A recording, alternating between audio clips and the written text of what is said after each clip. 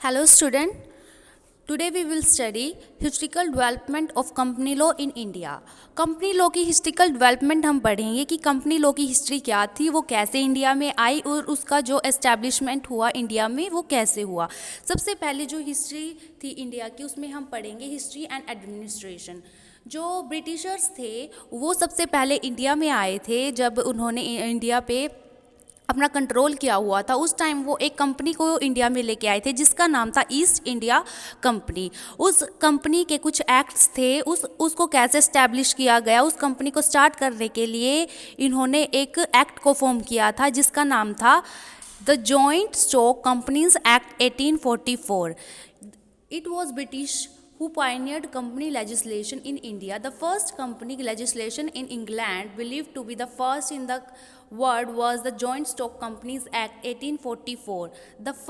The different phases of the development of company legislation in India are as follows.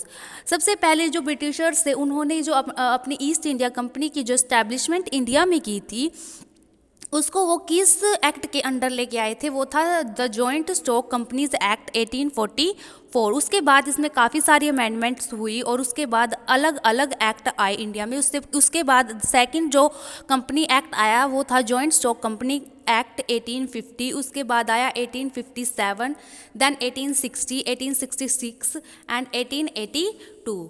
इसके बाद ये काफ़ी सारी अमेंडमेंट के बाद एक अलग एक्ट आया इंडिया के लिए जिसका नाम था इंडियन कंपनीज एक्ट 1913। इस एक्ट के अंदर क्या था कि भी कुछ अमेंडमेंट्स करके सबसे पहले जो प्राइवेट कंपनी का जो कंसेप्ट था वो इसी एक्ट के अंडर इंडिया में आया। प्राइवेट कंपनी की जो रिकॉग्निशन थी इसी लॉ के अंडर इंडिया में हुई। इस एक्ट में 288 सेक्शन एंड 4 शेड्यूल्स हैं। इस एक्ट में हमारे पास जो 4 शेड्यूल्स हैं एंड 288 सेक्शंस हैं जिसको डिफाइन किया गया है। The act define the law governing the function of companies and other commercial organisation and the institution of private company was the first time recognised by this law. कि इस law के under सबसे पहले जो private company का concept था जो यही एक्ट लेके आया। इसके बाद इसमें काफ़ी अमेंडमेंट्स भी हुई।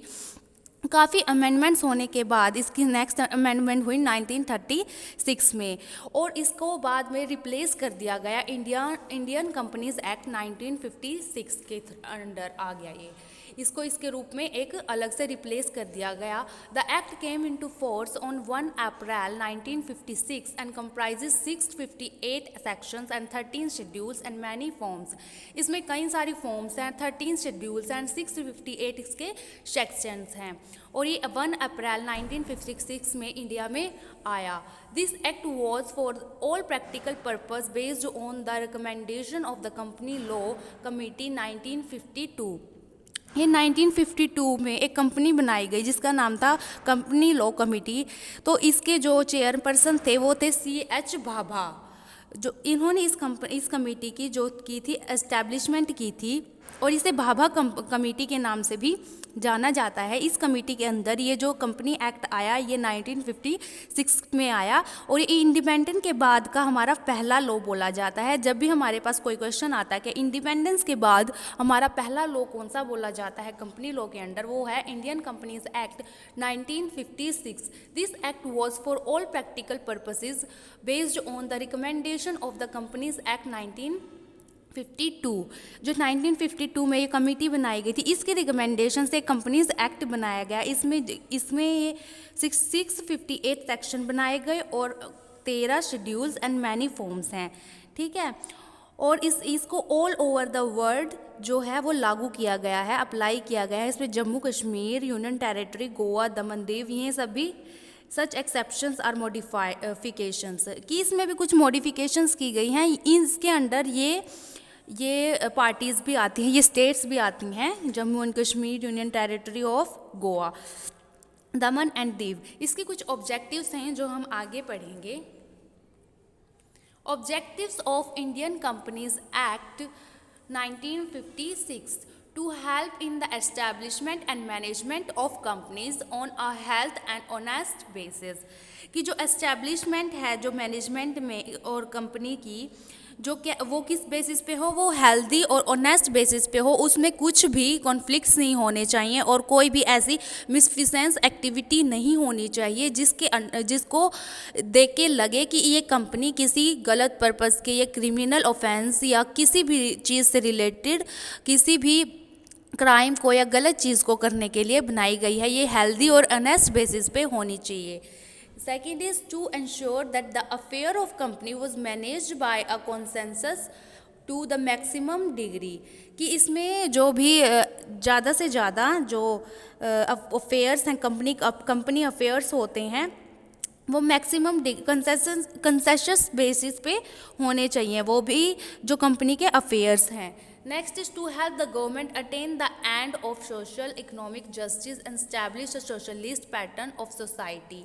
Next is to investigate the affair of the company when they are not in order and can result in a toss to the shareholders or the public. Next is to ensure that the shareholder have the maximum say in the management of company's affairs, कि जो share holders हैं वो company के owners होते हैं, उनका इस किसी भी कंपनी की स्टैब्लिशमेंट में बहुत ही बड़ा पार्ट होता है। कि तो अगर कोई भी कंपनी में कोई भी डिसीज़न लिया जाए तो शेयर होल्डर्स की जो एक मीटिंग बुलाई जाए और उस मीटिंग में उनकी मर्ज़ी से, उनकी परमिशन लेके कोई भी अगर लॉ चेंज करना है, कोई रूल चेंज करना है, तो उसमें शेयर होल्डर्स की पूरी जो परफॉर्मेंस हो और उसमें वो अपना परफॉर्म करें और अपना कंट्रीब्यूशन करें, क्योंकि वो कंपनी के ओनर्स होते हैं। द कंपनीज एक्ट 2013, इसके बाद इसको रिप्लेस किया गया the companies act 2013।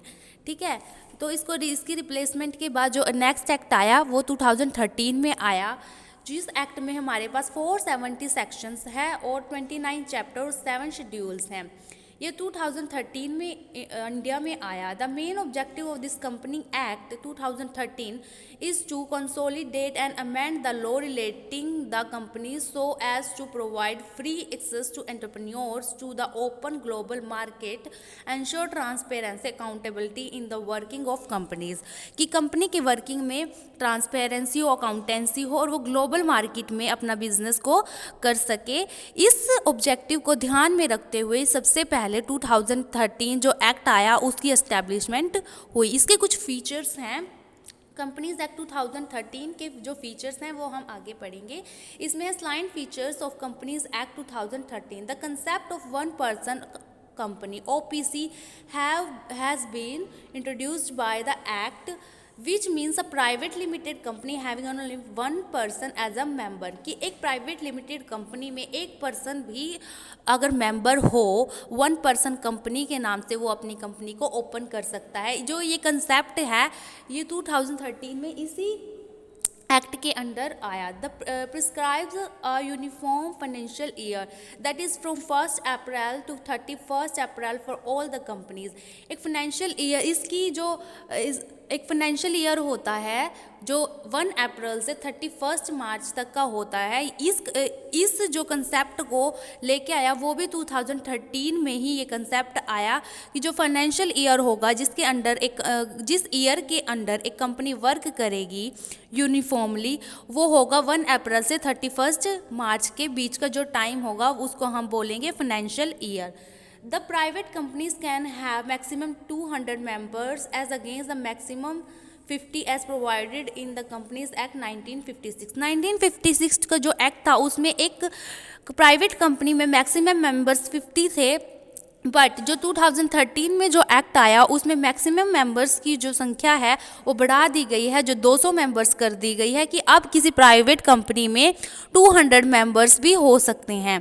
The requirement of object clause, इसमें ऑब्जेक्ट क्लोज की रिक्वायरमेंट थी जो मेमोरेंडम ऑफ एसोसिएशन के अंडर भी आया है।